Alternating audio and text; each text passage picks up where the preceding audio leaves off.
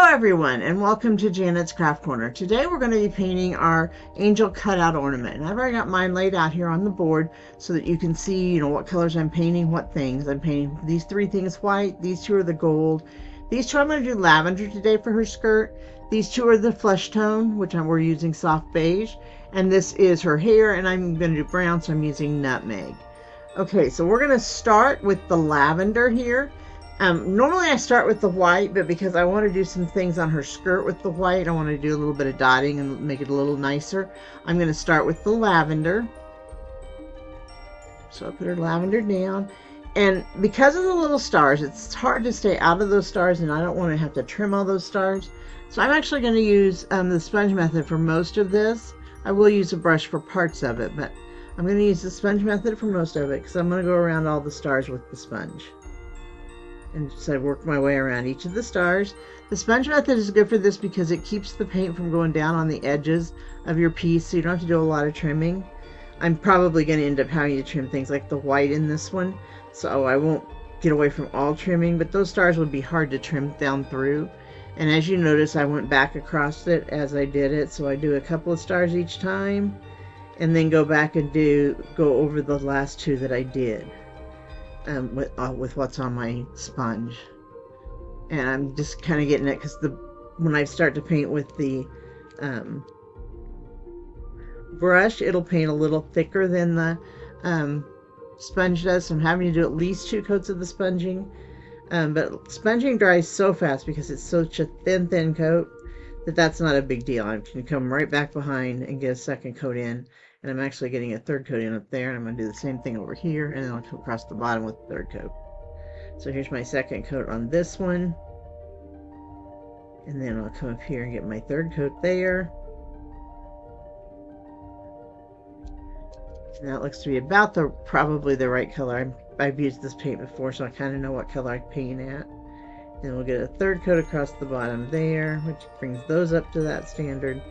And then hopefully I won't have much of a line between where I sponge painted and I brush painted. And then I'm just going to grab a brush, and we only have to paint certain portions of this, so we don't need to go down and do everything. We're going to paint off here to the sides. We're going to go up to this point.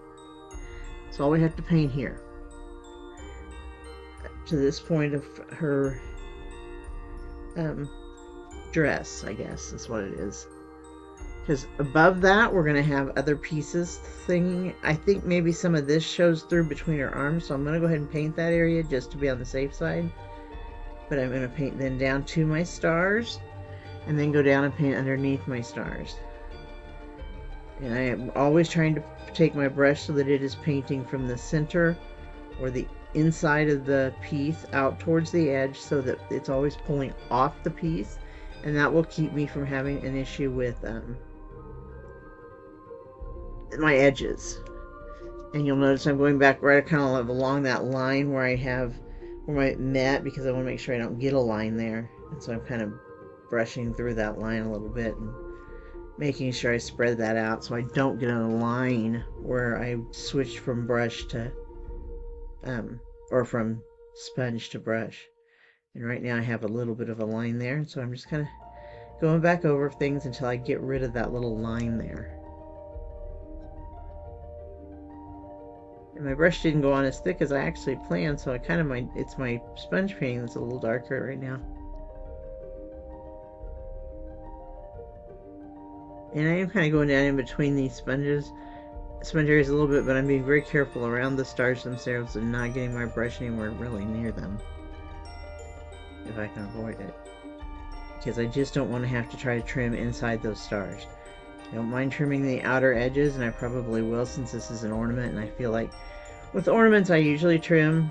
With other pieces I a lot of times don't, if I can avoid it.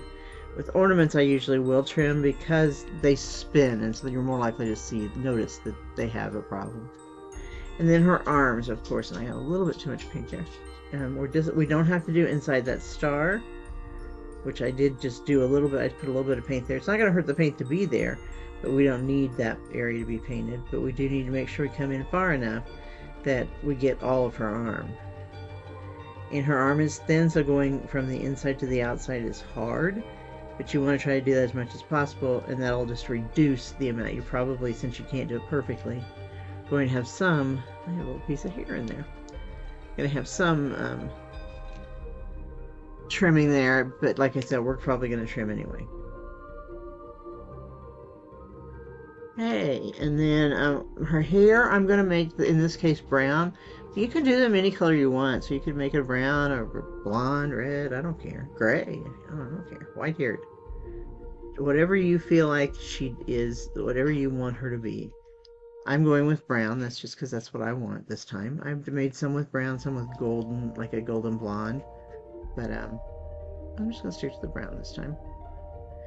And so we're going to get her hair up here, and you'll notice there's lots of little lines in it.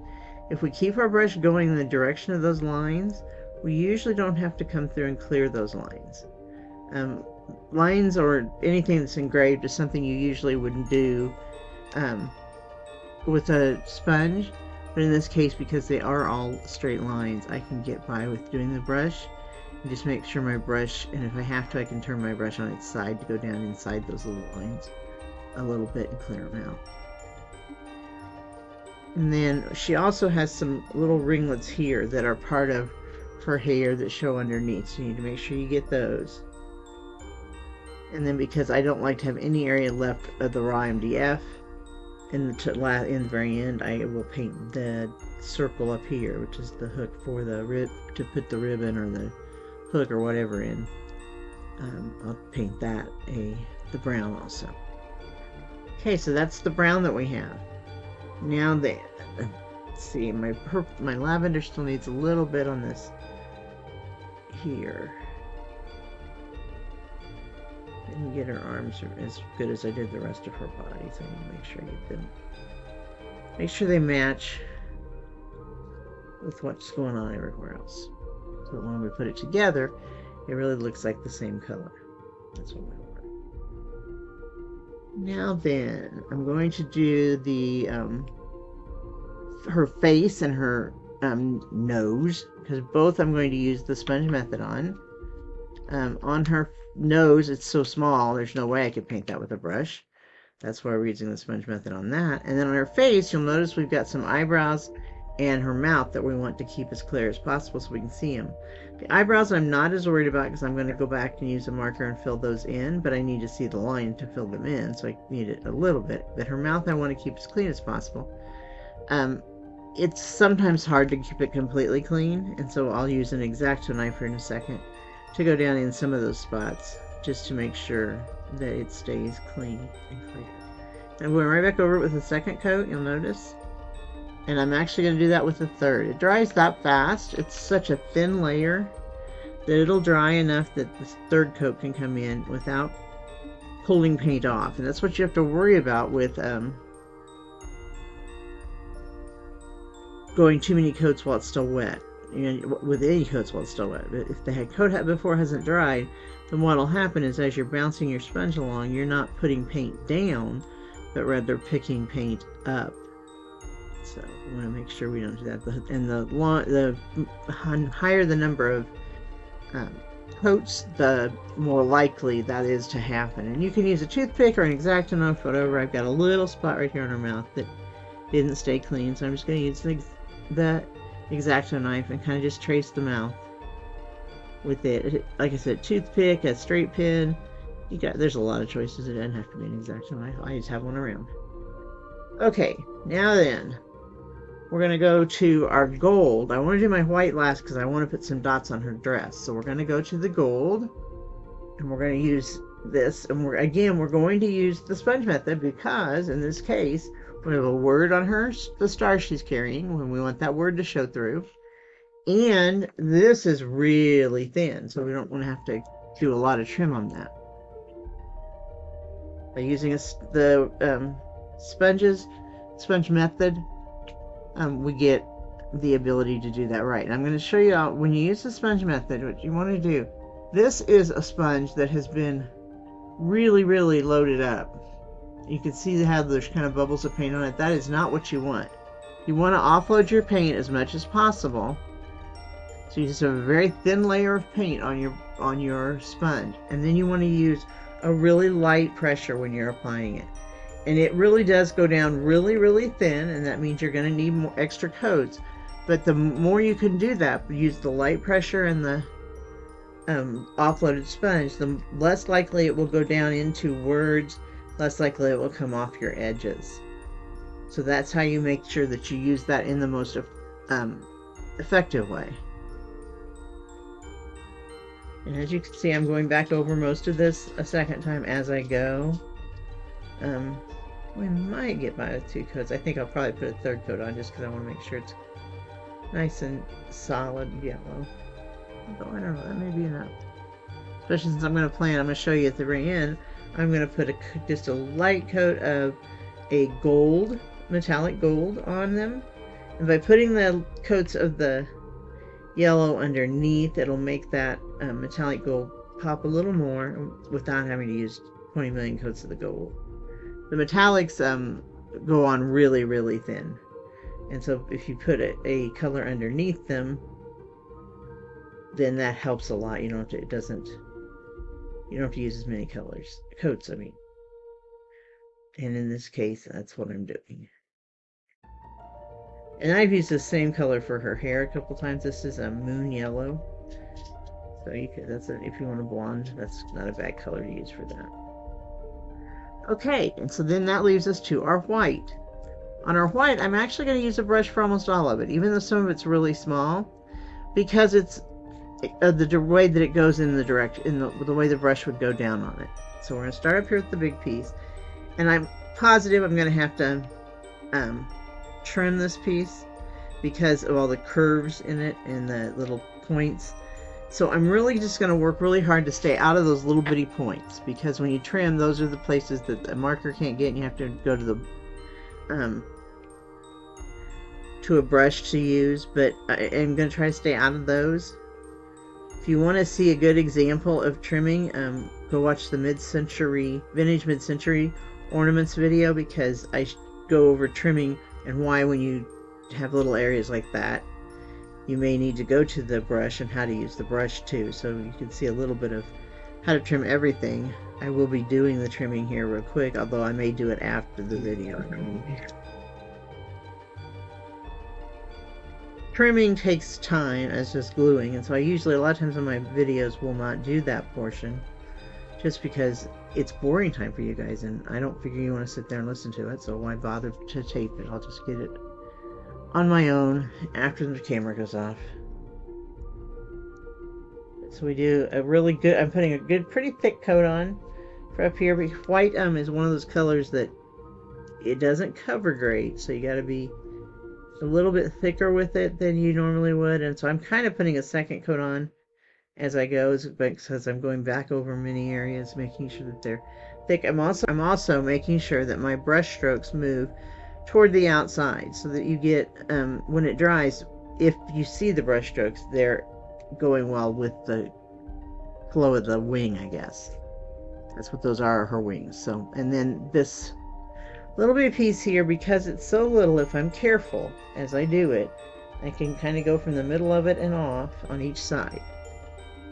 And that'll keep me from having to trim it, and keep me from having to get a sponge out for just that one piece. And then the bigger piece of, I guess lace is probably what that is.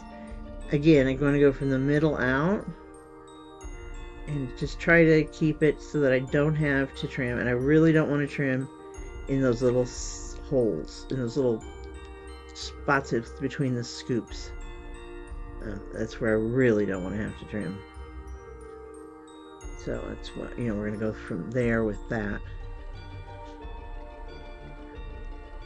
I'm coming down off of these, but I will tell you, I almost always have to trim this kind of a piece. I just want to make sure I don't have to trim it up in there, in those points. And like that time I got a little bit in that point, and I've got another brush laying over here that I've been using, and that's for that purpose. And I just run it up from the bottom up to get that cleared out before it dries, and that way there's not paint there.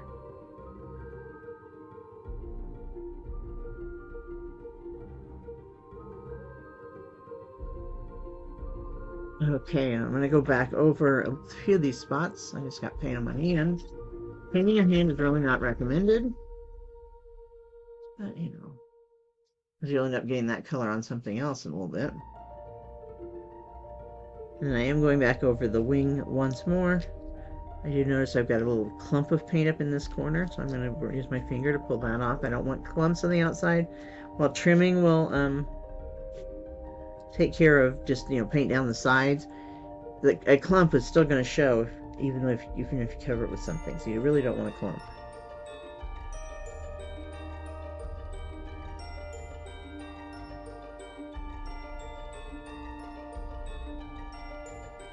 I'll tell you, when you're trimming, you don't have to trim sides that are going to be hidden, like they're going to be up against something else.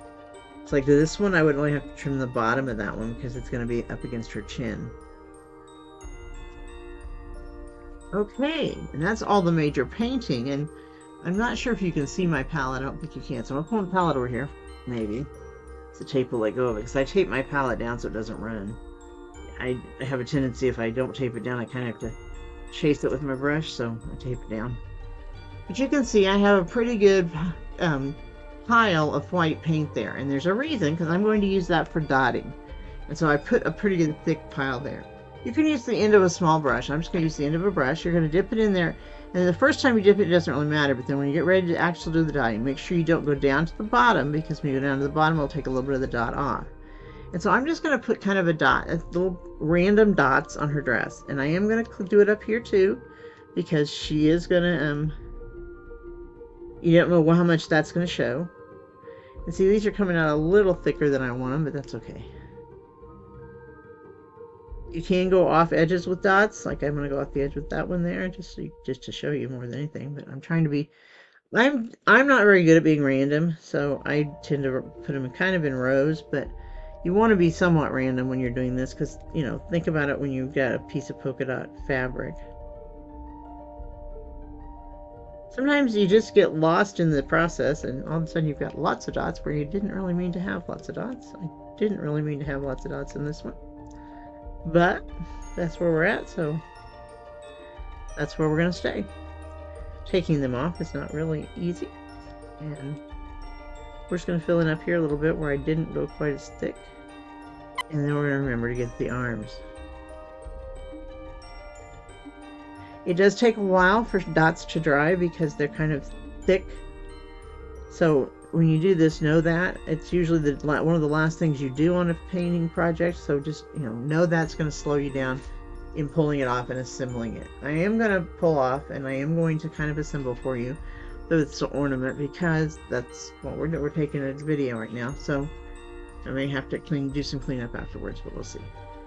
So I'm just going to lay the pieces out, and this is, even if I was gluing and stuff, I would do this step first, make sure everything is where it needs to be. I'm not missing anything. I've got to be very careful down here by these dots to make sure I get them on there without smearing the dots.